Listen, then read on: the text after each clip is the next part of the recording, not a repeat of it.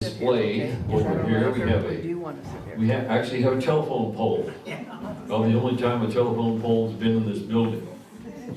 It's actually now my hat rack at home, and coat rack and everything else. There's a bunch of tools on that table over there, and it's got lineman's belt and all the stuff you need up on a pole. And just for curiosity, I weighed it all. I figured out when I went up there to work on line wire, I packed right around 45 pounds of stuff up the pole. And you were a lot younger. I was a little younger then, yes. And I was looking over some sheets I could not find, and I saw them when we moved from Dutch Creek, some staking sheets from Colorado, and I made notes on the back. At that time, we were paid by how much we accomplished, not by the hour. And on one of the staking sheets, I marked off how much I had accomplished that day. I climbed 110 poles in one day. Did you come back down? I came down too. I cheated a little bit.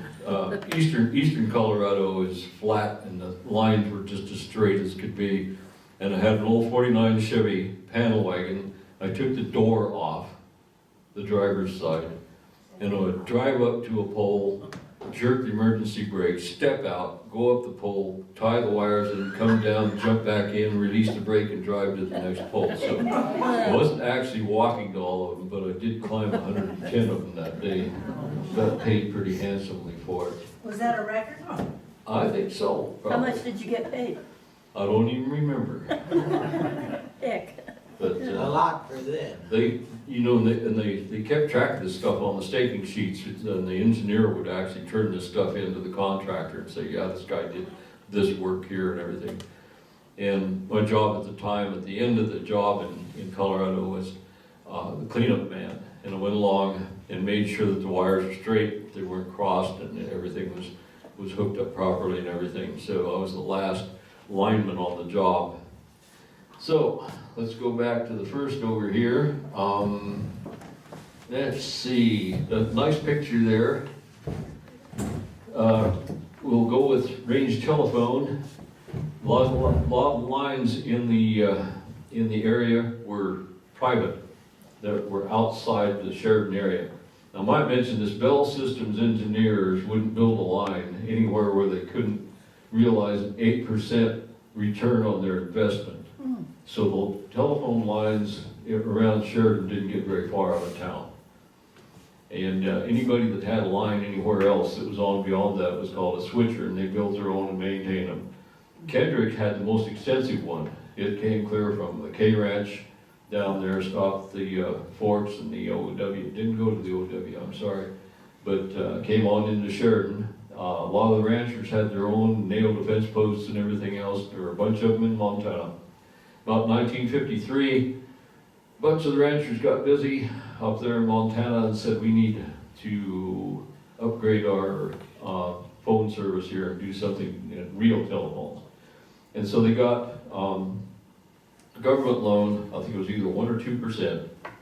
And this was the other thing that Bell System complained about. Oh, our co-ops are not fair. They're getting government money to build their lines, and we have to pay for our own. It didn't work that way.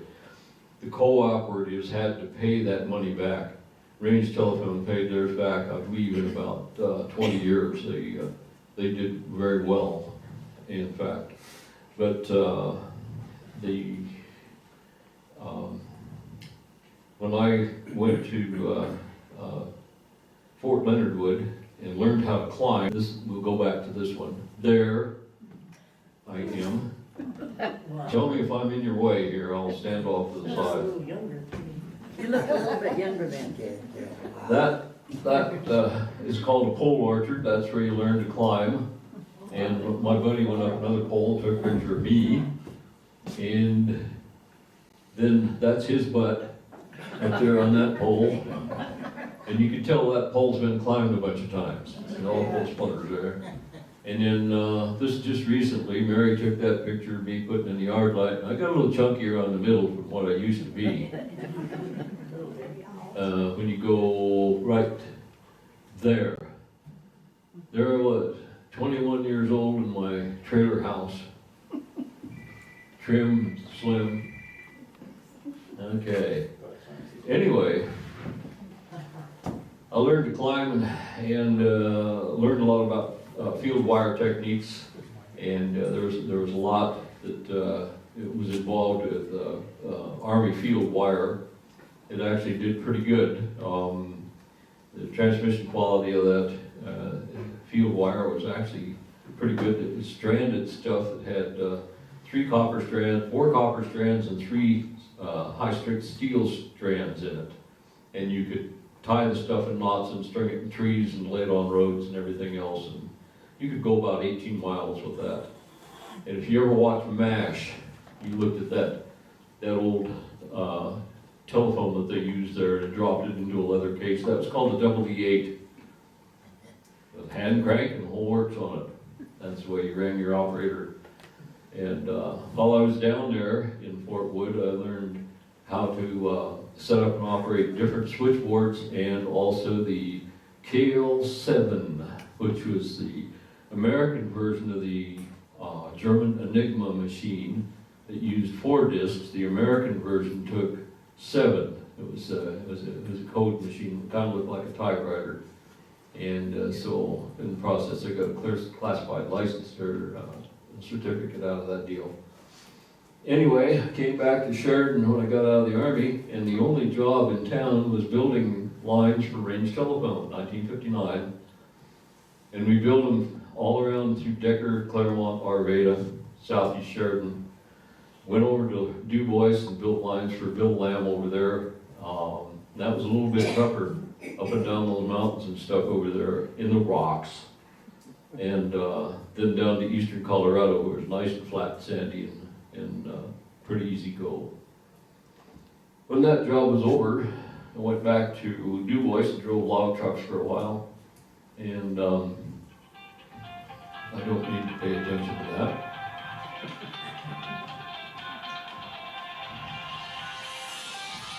We're gonna have to leave me a message. Anyway.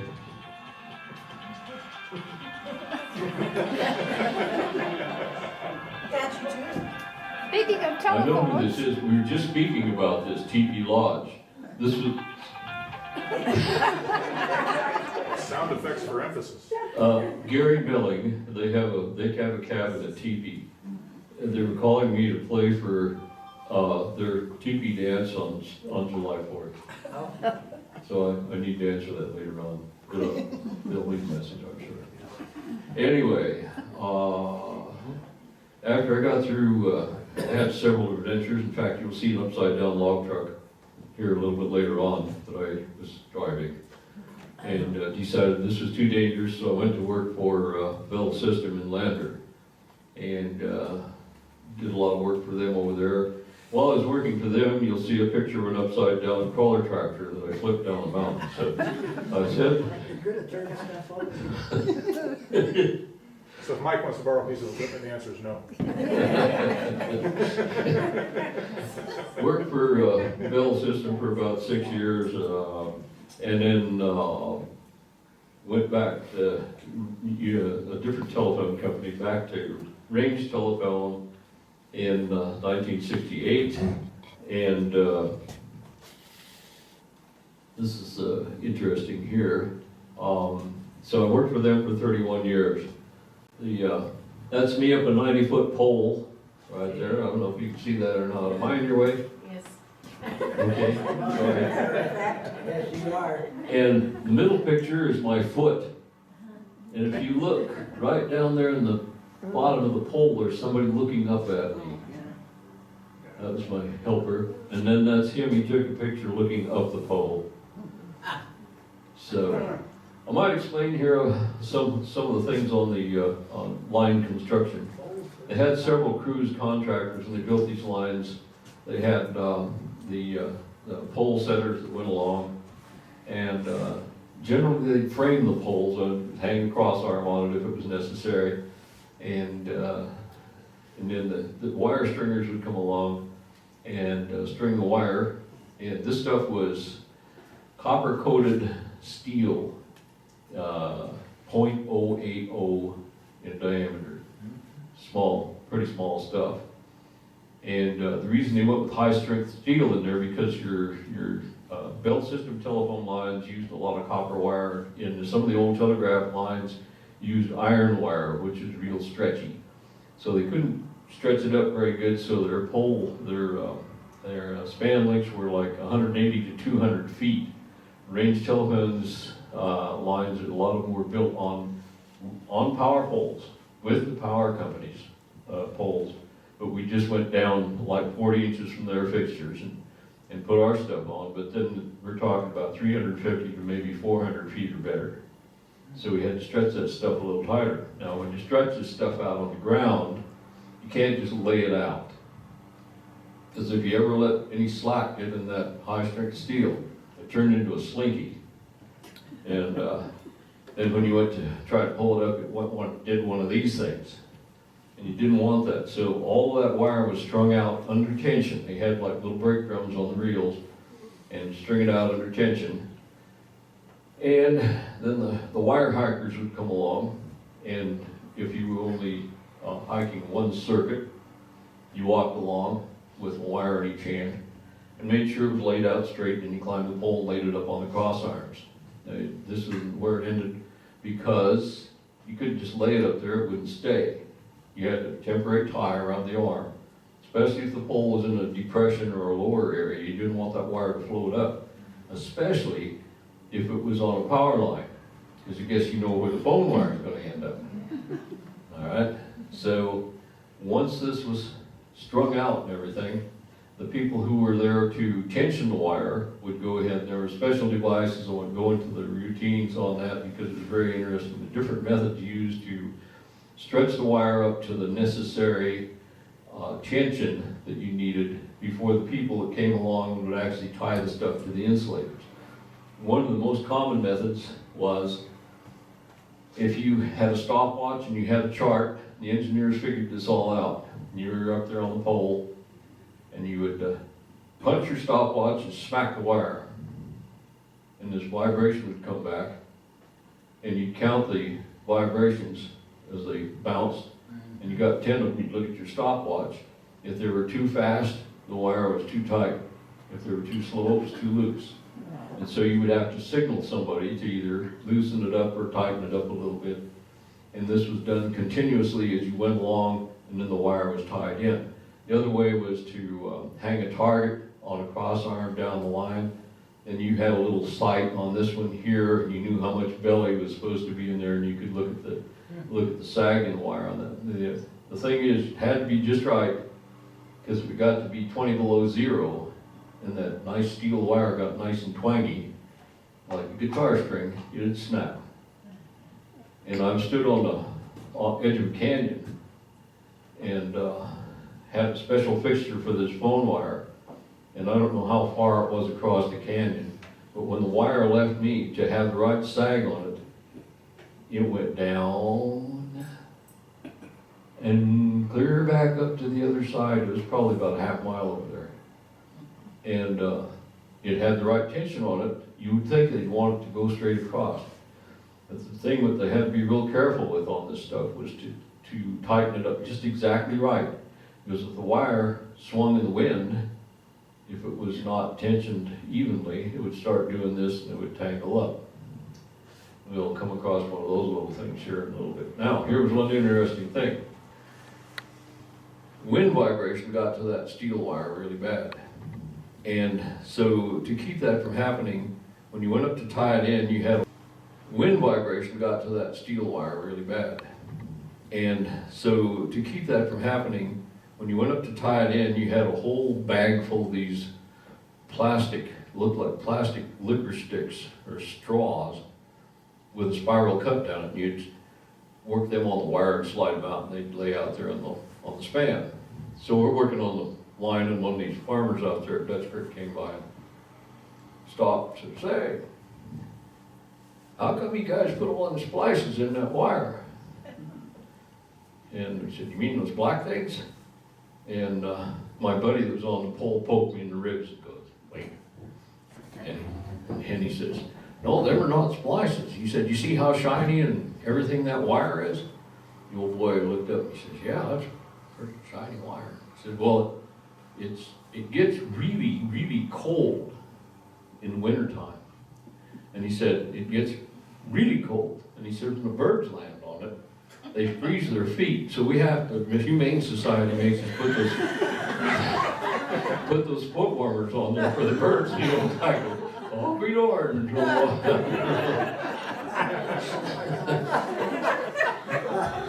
So anyway, the foot warmers did their job. And vibration on those lines is something else. It's like a lot of other sound only travels so far or so fast through the air. It travels a little faster through water. It was interesting when I was working on joint use lines and I was up there on the pole, I could actually feel the REA guys several miles away climbing their poles. You could feel the shock come up the line, and you could tell when somebody else was on the line. So yes, a 90-foot pole is a little scary, but not as scary as putting up an H fixture. That's 2 poles with a cross arm across it, and you can't just set them and stand them up like that. The way that, with the equipment we had, we'd have to set them loose in the hole. Okay.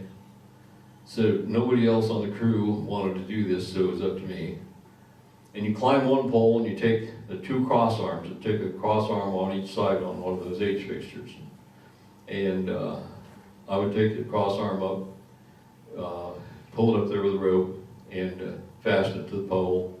Go to the other side of the pole, fasten that cross arm up, tie a little rope on the end of each arm, climb down, go across to the other pole, swing the cross arm up, stick it on the bolt, get on the other side, pull the other cross arm on, stick it on the bolt. Then they'd straighten the poles up, and I'd tighten my side.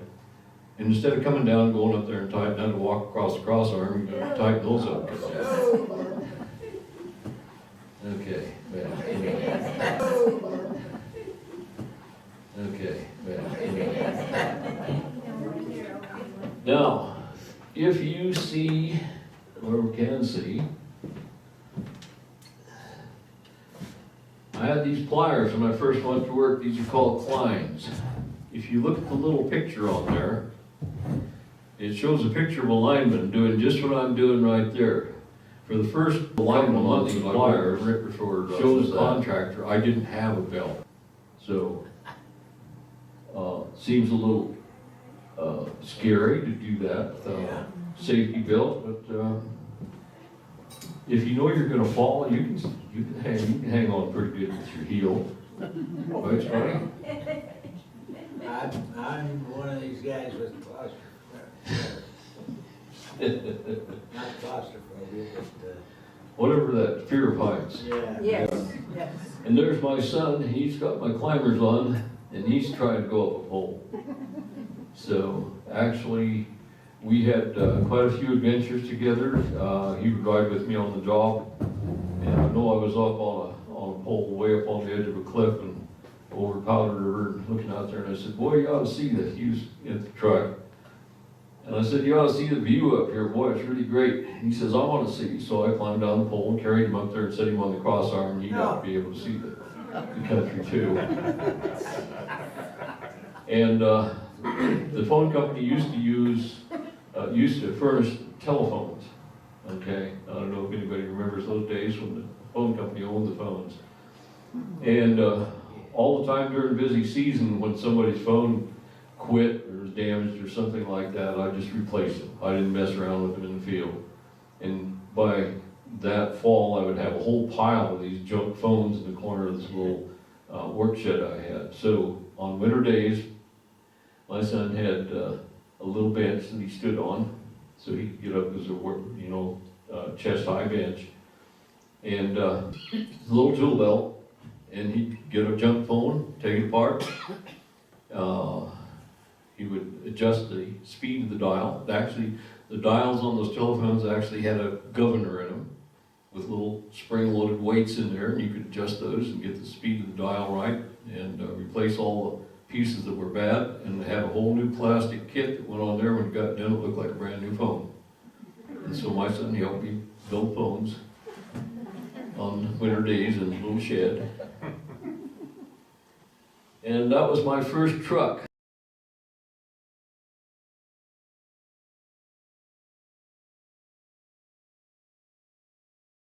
And it was a little clumsy to get around in and not easy thing to deal with. Now this is one of the hazards. These are the things that you have to put up with telephone circuits. That bracket that you see there, person would wonder, well, why didn't you put a cross arm on that looks like this? Well, when we put lines on power poles, you didn't want to be in the power guy's way, so we put them off to one side. If you had two circuits up there, you put a 6-pin arm on, and those wires were clear on the outside of there, so the power guys would still have room to climb between our circuits to get up there and work on their stuff. Now this bracket that you see there is called the transposition bracket. Now here's where we go to school about line wire. If you string two wires out parallel, they build up a field between them. I think Scotty understands some of that stuff. And it ruined the transmission quality. So somewhere along the line, they discovered that if you took those wires out and weighed them like that, without touching, it would break up that field. And so to do that, you see these dog ears on this pole here? If you've seen these old single wire lines, you'd see that they'd have a pair of dog ears like that. All right, next pole, they might be on the same side of the pole, one above the other.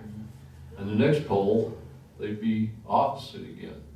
So those wires would go out there and cross like that, time after time, down through break up that field, you see.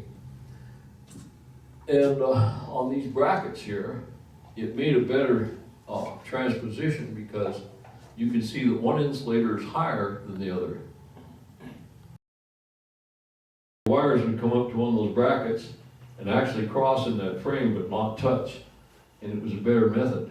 Now, this method of crossing the wires is carried over and it goes clear into what you're using today on your computers. If you take apart one of those category 5 wires, you'll see a severe twist in those wires inside there. It's the same principle that carried on from the very first days that they put these things up.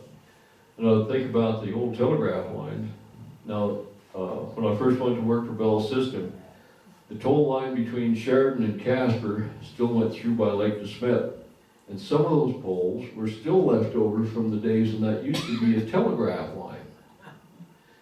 And there was on those pole brackets like that the telegraph wires were on, over there by the lake, that wire liked to catch a lot of ice. And so it would stretch that old iron wire down. And those guys wouldn't splice it. Those that I came across over there along the lake that had so many wraps on those insulators, there wasn't hardly any room for any more wraps. So, that's one of the things that, we're going through why the phone doesn't work.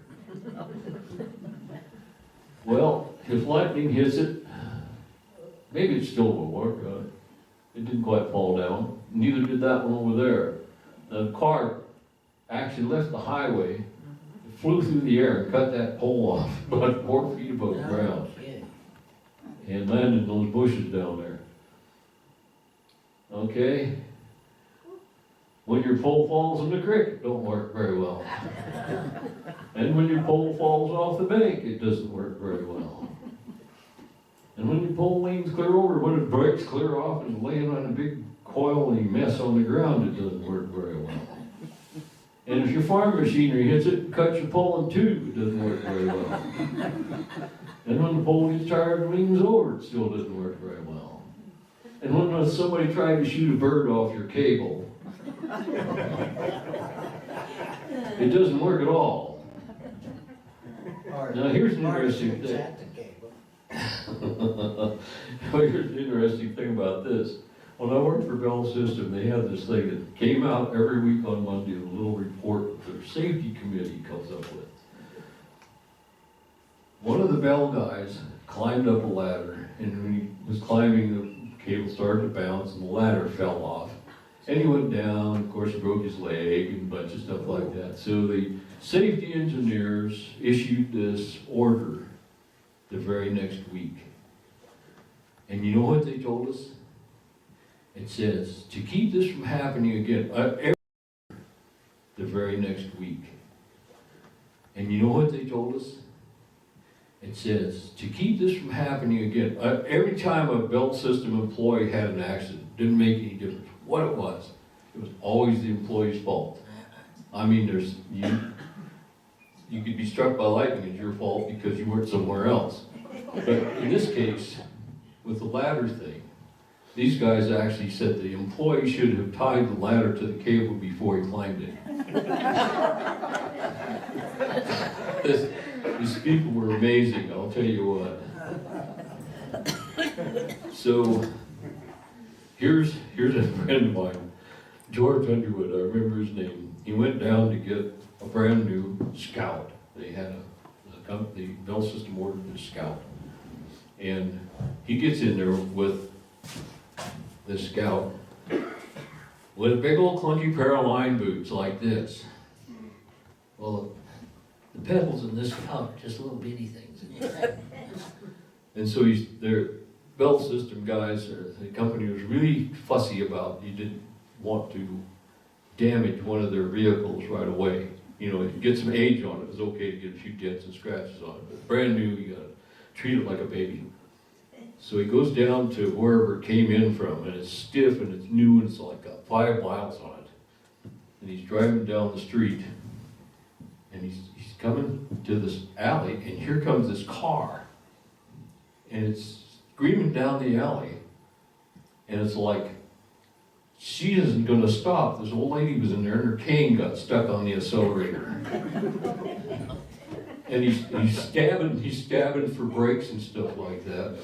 And he managed to hit the brake, and the car went shooting by, and went over there, and she managed to get it reversed. And so he's trying to step on the gas, and the thing is going like that. It just barely got out of the way when the car went shooting back the other way. And George is thinking, okay, if she'd have hit me, how could I have avoided this accident? It would be my fault. And he was trying to think of all the things he could say that it was not his fault. Those are birds. They were all lined up, all happy on their wire, and a bunch of them flew off, and one wire went up faster than the other, and it went like that. And there they were. They hung their buddies. Right there, lightning hit that lightning arrestor. It worked perfectly. It blew the middle right out of it. And that other one, motorcycle hit. Now that was over at John Coltiska's, and they turned in a trouble report. I went and knocked on the door, and I said,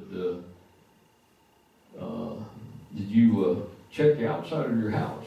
They said the phone didn't work. And I said, you might check your kids, where your kids at. They said, well, they were playing outside, and they just quietly went into their bedroom. I said, you might go outside and look at the outside over there, because their motorbike hit the side of the house and tore the wires loose. So that's some of the reasons that are not the phone company's fault. They're just whatever. There's several other livestock got some of the fixtures. Our very cable is really susceptible to that, to the different things that we have on the posts. Okay, that woodpecker went in and made a giant nest on the equipment inside of our carrier head. And carrier is interesting. Another one there shows telephone cable on either side of the RA pole that they just set on the cable. And both. Okay, carrier. In order to get service down to an area that was concentrated, you could only go, say, 15 to 18 miles with regular telephone service. And so that's your voice frequency line. Okay, so we'd go ahead and use radio type equipment to go further out and into a concentrator where we would branch off. And I'll bounce this back up to this chart right there. This is the 278 line. And the first switchboards that Range Telephone had were a mechanical device, and it was actually a pretty clever deal. If you wanted a private line, you got assigned a number, 278 anything, okay? The other 9 numbers were useless because of the way the switchboard was set up. So you could get 10 people on a line, and each would have 278 and 0, and the way they 0 and 5 shared a 20 cycle ringer. And this is interesting, and I'm getting to the point. Now, be patient with me. The ringer would be attached to one side of the line, and here's what the other example is: tip and ring. Here's the operator's cord. It has a tip, a ring, and a sleeve, and all of your telephone circuits are designated that tip and ring for the 2 sides of the circuit. So a 20 cycle bell would be hooked to, say, the tip side of the line and ground. So you had to have a good ground for the ringer to work. The other side, assigned to another number, would be hooked to the ring side and use 20, 30, 40, 50, and 60 cycle ringers. So that everybody on the line, if you had 10 people on the line, you weren't supposed to hear anybody else's ring. Weren't supposed to. Yeah, and it worked good in theory, and it worked pretty good in practice. However, a lot of people defeated that.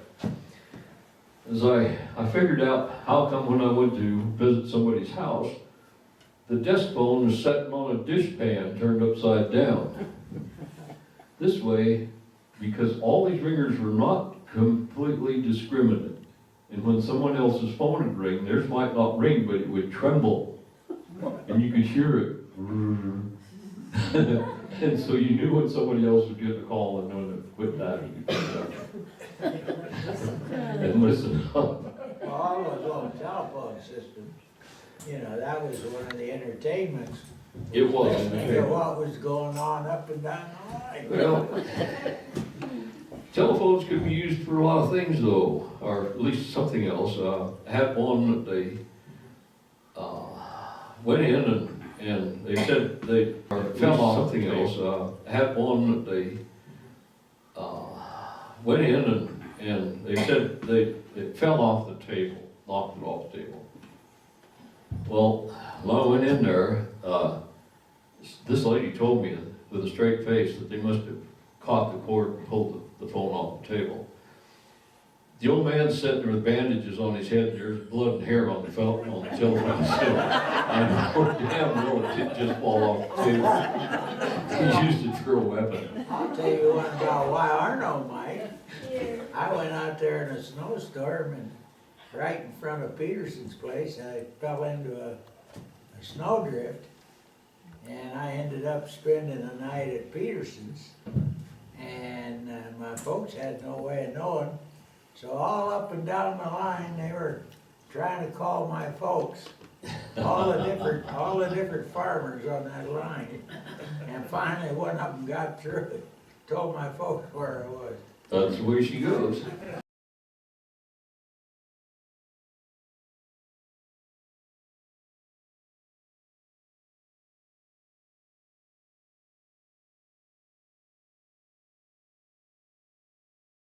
Concentrator equipment, old radio tube type stuff, and that's the interior of the Arvada hut. And it furnished the service for the Arvada area. Each one of those sections on there handled a line with 10 people.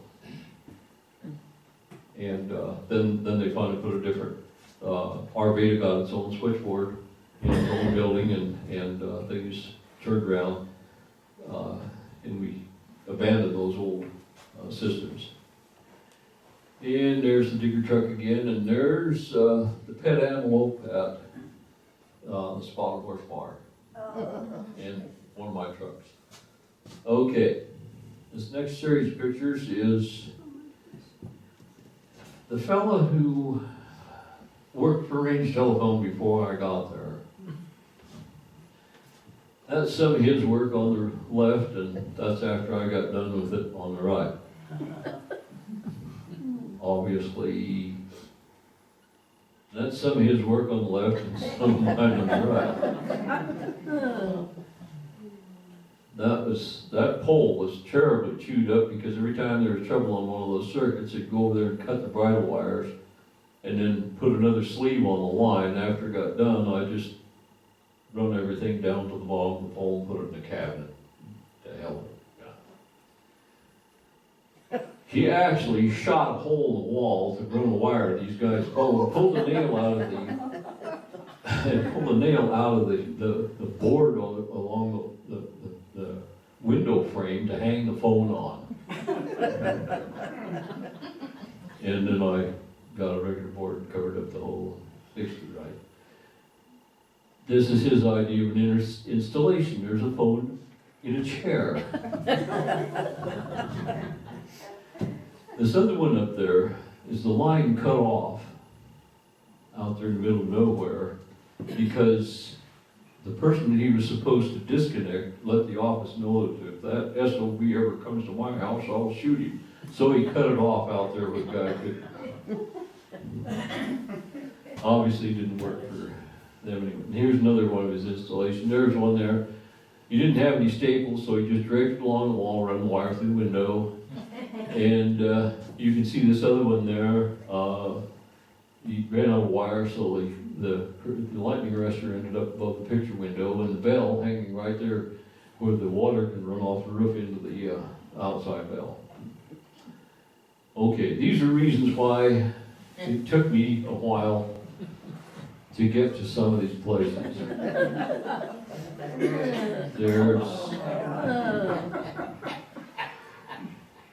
Now this is interesting. Here I told Charlie, if I see the Jeep trail, I tried.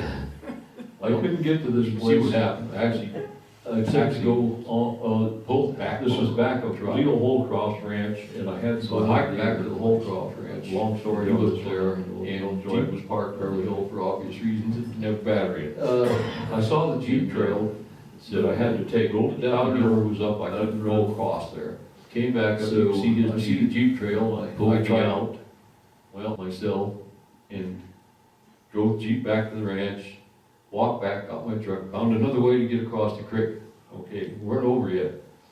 There'd been a pretty good rainstorm up there. In a couple places I had to build my own bridges. I carried planks and blocks in the truck. When the people called in and said, you can't get across Powder River, and the back way into our ranch is kind of bad. Kind of bad means she should be on a horse, you know. Well, anyway, I got there, and of course the problem was in the phone had been hit by lightning. So I go in the house. This is the Ahern place down there, and I'm taking the lid off the phone, and Little John goes, "Hey, wait till you see what I got for Christmas," or his birthday, or whatever it was. Ran in the other room. And I'm getting the phone off, and pow, plaster flying off the wall. And his sister hollered in the other room and says, "John, how many times have we told you not to play with that gun in the house?" And then she comes around the corner and she says, "What did he shoot this time?" Oh, I mean, it's that far above my head. And she hollered in there. Now this is good. I'll never forget it. She goes, "John, at least you could have waited till he got the phone fixed before you tried to shoot him."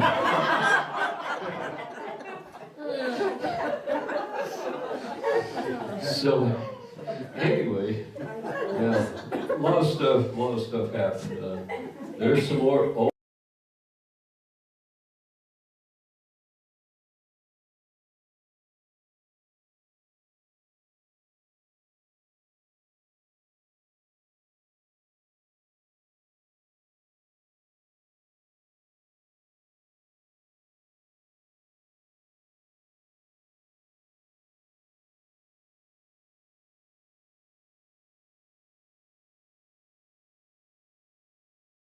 wasn't gonna quit. I mean, those wheels are up on snow. At this particular time, I spent, I got the phone lines working, by the way.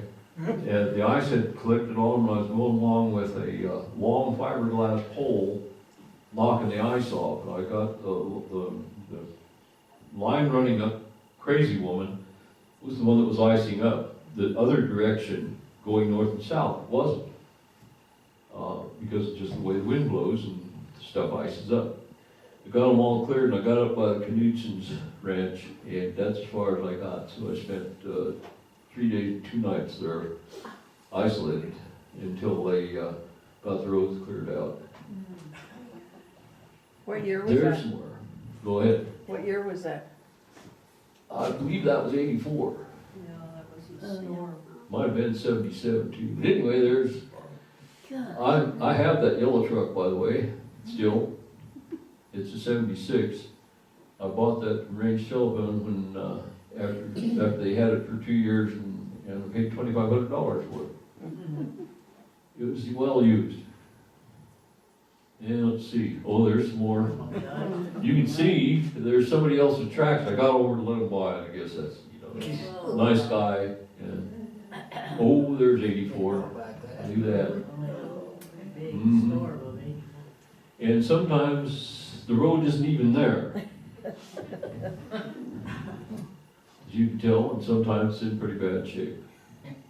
And sometimes the bridge is out. And sometimes the bridge is almost out. And I thought these would be interesting. These are the Arvada Bar and Powderville Post Office. So, working for Range Telephone is one of the best jobs I ever had. I really liked it. People enjoyed, having their phones work. And I enjoyed your house fixing more. Said you can't get into there, it's all muddy. He said just, took extraordinary measures to get to something. So we had a holding pen on the county roadside. And I visited one other time before the Jeep and Hopper incident. I went, kicked the grill pole off, the ice was going out, holding pen, and I carried it across the ice out of service. All my tools. He wasn't there, he called me, so I fell in where he had another house. I got across the ice and put the pole down. Said you can't get into there, fixed it all on, came back, got my pole, went back, and everything's cool. And Charlie knows about this one at the Sorensen Ranch. The river had washed that pole out, and I waited until the ice froze, and it had been dangling in the river.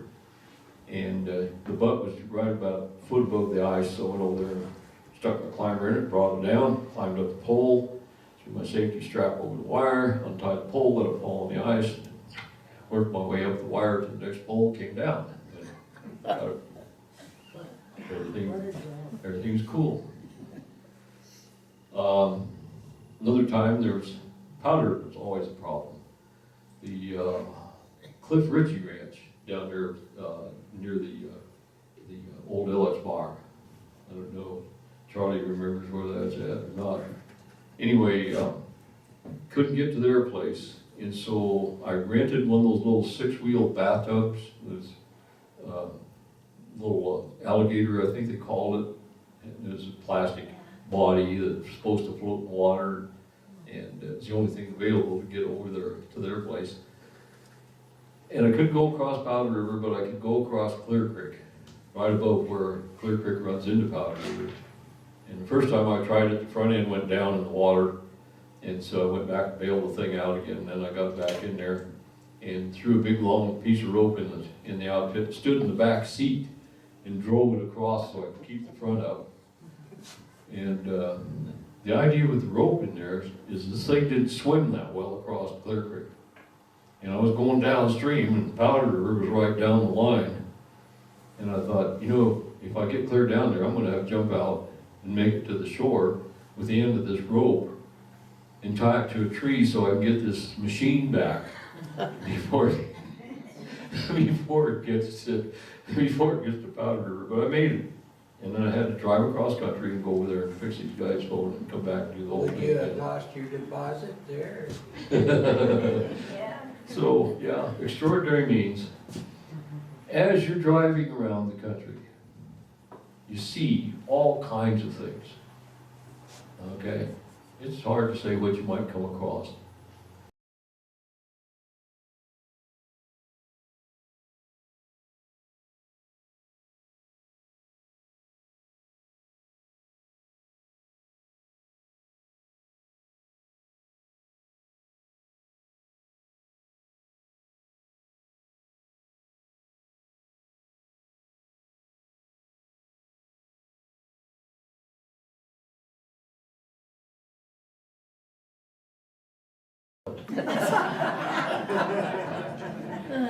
The other thing is Kendrick's Cabin Creek Ranch.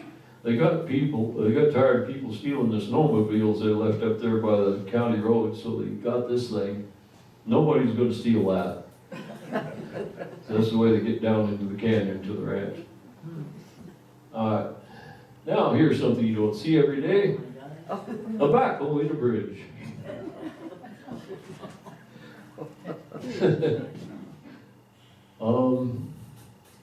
Hard to explain that to the highway patrolman who's standing there in that one picture. Was driving along and left my tractor in the bridge. So, and then here's something else you won't see very often. There's a dump truck on one right front wheel. All the other wheels are off the road. That's because the trailer is holding it up in the back. But when I first came around the corner, I saw that and go, how does he do that?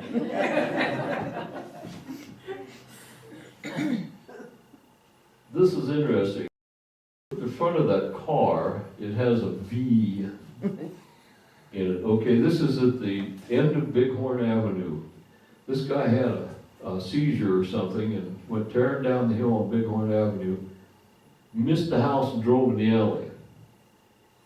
And he hit the guy wire. And the car rode up on the guy wire, turned completely around, fell on its side, and the pole fell on him.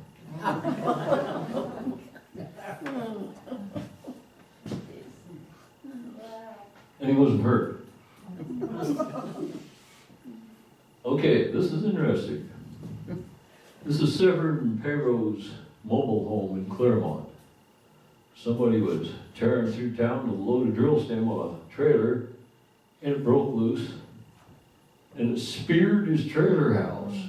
Now, if you look at the next picture, you see that white thing there? That's the stool.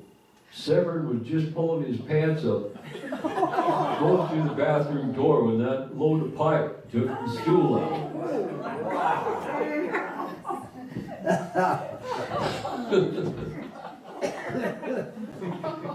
Okay, like I said, you drive around, you can see all kinds of things, just stuff. I mean, okay, there's my log truck. That's the trailer that was on it. The truck fortunately stayed on the road, but the road caved away and took the trailer off. This was interesting. We were working at Jackson. I was working for Bell System. And the BLM would not let us put the line down along the highway. We had to be clear up the mountainside. And so the only way we could get poles up there, they had to be set by hand. It was so steep you had to dig a place to stand and dig the darn pole hole.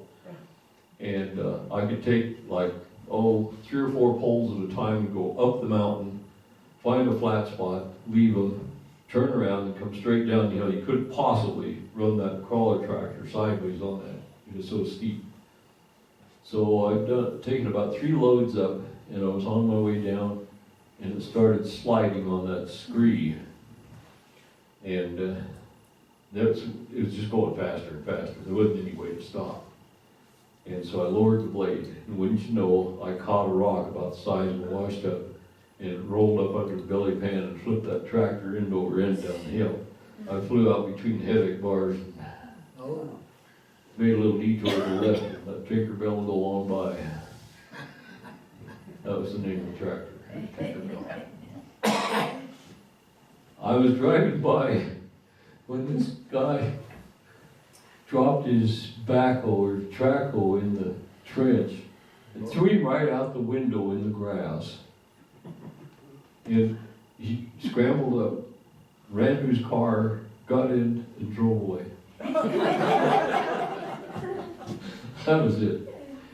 Way down in the left-hand bottom corner, you'll see something red. That's a truck. You can see the switchbacks. This is the canyon up there behind Du Bois up on Horse Creek. He powered out going up this switchback and rolled off that switchback backwards. That's my logging days. And that's the end of the show, folks.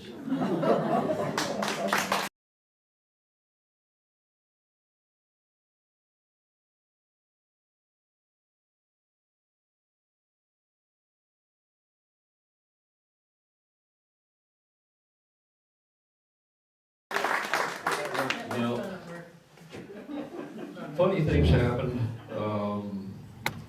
I stopped, one of the guys that you work for Range Telephone, his name's Harry Allen, and then he went to work for the REA, and they were parked, the REA truck was parked at the RV to turn off, so I pulled in there, it was lunchtime, and Harry and Charlie Atkinson were eating lunch, so I pulled up beside them, and we're sitting there eating lunch, talking back and forth, and Harry, he says, he could never say my name right. He always says, Kazoo. Hey, Kazoo, look what I got for mean dogs. And he had a water pistol with Clorox water or something in it.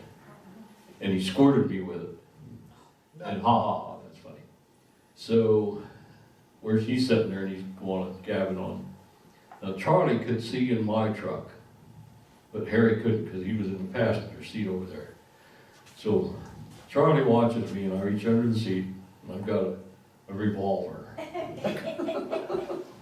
357 Magnum. Charlie watches me pull all the bullets out. And then I go to this box and I've got some blanks loaded with cornmeal and the cardboard. And I show this to Charlie, he can see the blank, and I put it in the pistol. And then I looked at Charlie and I nodded my head. And he just gave me a grin and he opened the door and bailed out of the way and I said, hey Harry, look what I got for mean dogs.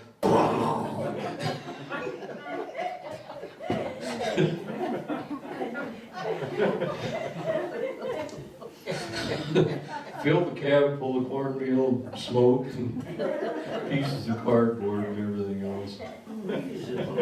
Hungry guy, ain't I?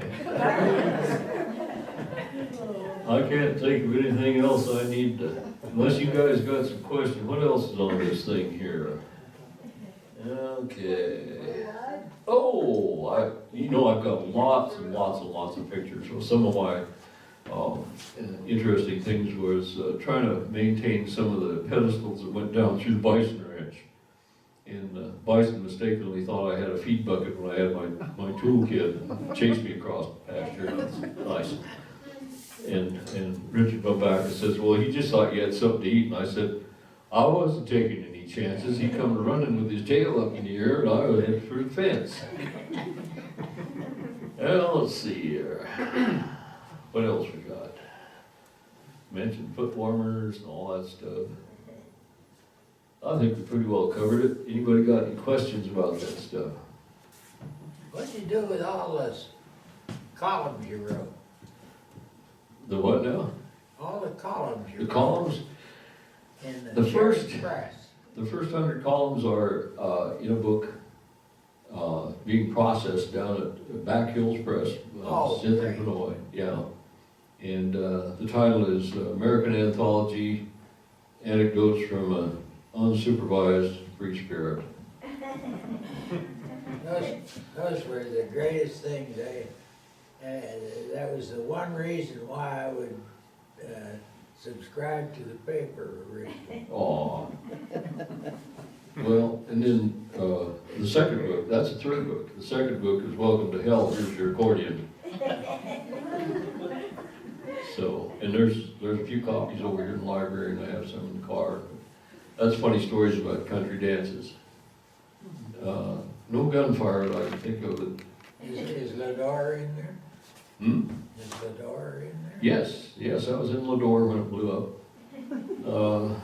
Yeah, lots of, I've had a lot of interesting experiences. Escaped with, you know, all my fingers and toes and one eye. So, yeah, in good shape. Any more questions? No, but thank you, Mike, it was really interesting. That was fun. Well, I've had a lot of photographs of stuff that, you know, and there's just so much, it's hard to pick. I've got pictures of accidents and stuff like that.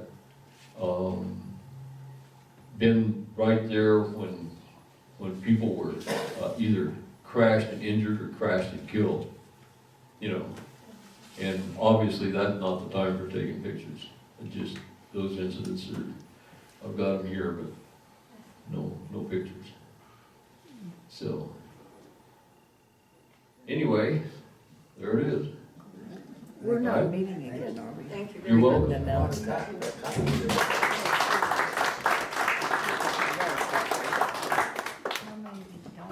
I guess it should be mentioned, we will not. Did this in North Dakota when I was small.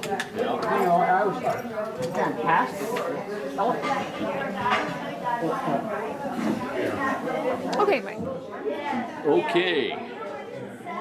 Down here we've got a buried cable line locator. And then these are my, they're wire stretchers if you're a rancher, rope blocks with a, My uncle. and these are your wire grips. Okay. You'd use to pull that up. The lineman's telephone. And these are called a nickel press. It's what you use to press. You can see that this has been squeezed here with that nickel press. If I wanted to splice the wire, I'd put the wire in there and smash it with that. That's for the best kind. You can't find what you want. Those pliers there are 60 years old. Whoa. I got those when I was 20 years old. And this is what you test the wire with, of course, an ohm meter. Pole step, legs for the cross arm braces. This is your lineman's belt and safety strap. It goes around the pole. Pole climbers and boots. And your hand line. And I forgot to mention, there's an arrowhead. I found that, I brought it home, but I found it in the top of a pole down at Moorcroft. Interesting.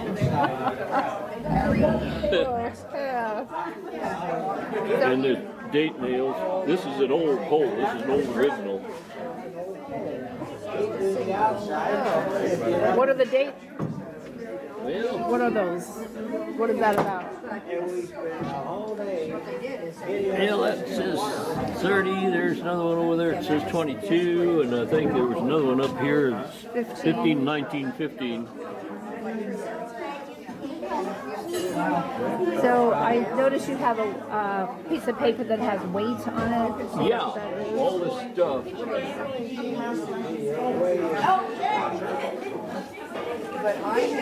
All this stuff you see on the table, except for that installer's kit right there, weighs about 44 pounds. That's what I'd carry up the pole if I was going to fix a line. Okay, Yeah? kept you fit. Great. Accident when I was. Oh, yeah? We're gonna take this so we can get over there.